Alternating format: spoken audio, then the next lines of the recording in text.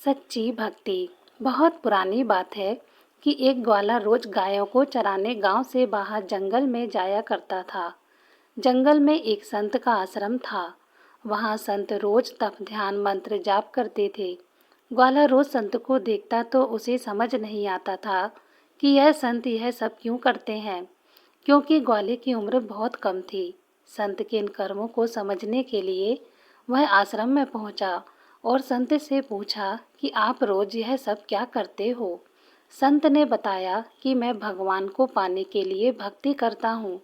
रोज पूजा पाठ तप ध्यान और मंत्र जाप करने से भगवान के दर्शन हो सकते हैं। संत की बात सुनकर ग्वाले ने सोचा कि मुझे भी भगवान के दर्शन करना चाहिए। यह सोचकर ग्वाला आश्रम से निकलकर एक सुनसान जगह पर पेड़ के नीचे एक पैर पर खड़े होकर तप करने लगा। कुछ देर बाद उसने सांस लेना भी बंद कर दिया। ग्वाले ने सोचा कि जब तक भगवान दर्शन नहीं देंगे मैं ऐसे ही रहूंगा। छोटे से भक्त की इतनी कठिन तपस्या से भगवान बहुत जल्दी प्रसन्न हो गए। वह बोले ग्वाले के सामने प्रकट हुए और बोले कि पुत्र आंखें खोलो, मैं तुम्हारे सामने आ गया हूँ। ग्वाले ने आंखें खोले बिना ही पूछा कि आप कौन हैं। भगवान बोले, मैं वही ईश्वर हूँ जिसके दर्शन के लिए तुम तप कर रहे हो। यह सुनकर ग्वाले ने आंखें खोली, लेकिन उसने ईश्वर को कभी नहीं देखा था। वह सोचने लगा कि क्या यह वही इस भगवान है। सब सच जानने के लिए उसने भगवान को एक पेड़ के साथ रस्सी में बांध दिया। भगवान भी भक्त के हाथों बन गए।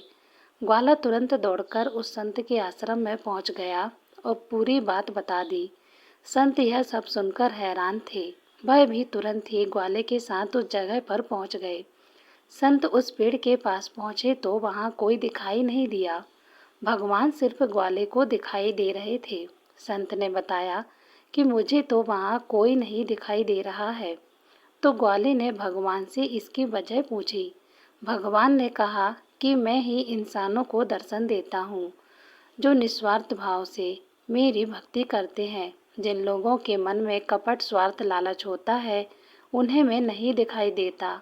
अर्थात जो लोग भगवान की भक्ति निजी स्वार्थ की वजह से करते हैं उन्हें भगवान की कृपा नहीं मिल सकती। निस्वार्थ और सच्चे भाव से की गई भक्ति ही सफल होती है, जिस तरह ग्वाले ने की।